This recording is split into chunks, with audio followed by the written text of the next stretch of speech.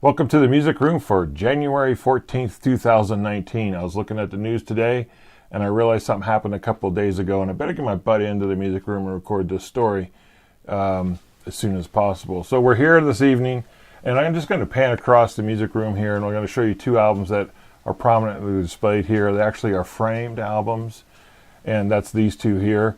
The one on the left, of course, is Supertramp, Breakfast in America. That was the first album I bought when I was delivering newspapers for the Los Alamos Monitor.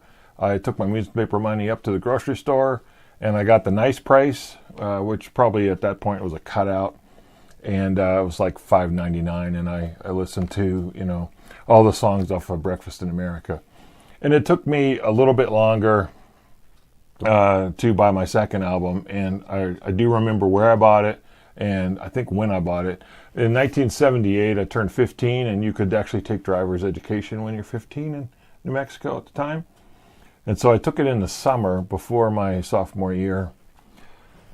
And the instructor was a teacher named Bill Smith, and Bill Smith was also later was my math teacher for Algebra 2 or something like that, Algebra 2 Trig. And he was also like a girls basketball coach, or he was a coach there as well. And so he was a straight-laced man.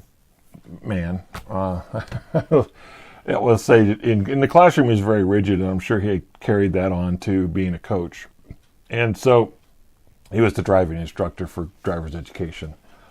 Here's a picture of him here. He's got his feet up and he's smiling, but that demeanor is not what you actually end up seeing in the classroom, I'm sure, on the court. So we drove down to Santa Fe. Another student and I got in it's like a Chrysler 4-door sedan with the sign up above that said, student driver. And we drove down, and so I drove to Santa Fe, and we're going to DeVargas Mall, which was on the north side of Santa Fe. So you didn't really have to drive around in Santa Fe at all. So we drove in, and then we had a half-hour break.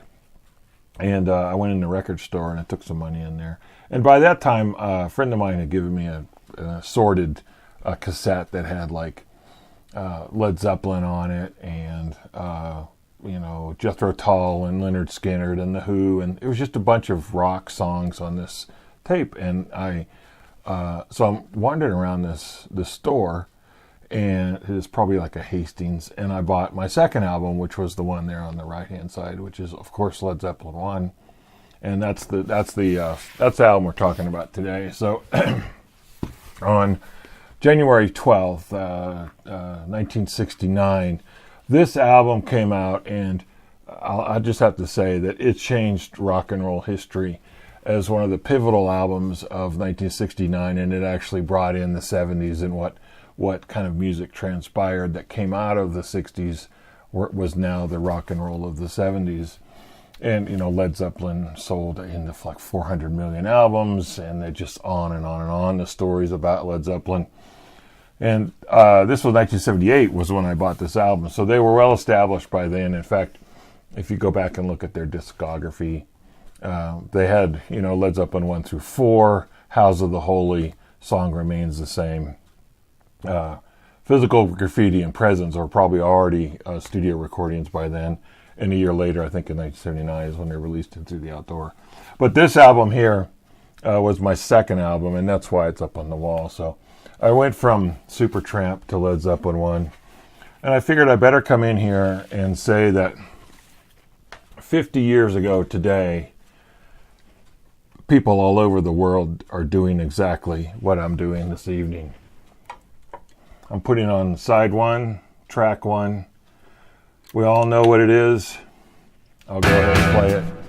Thanks for watching. This is the Music Room.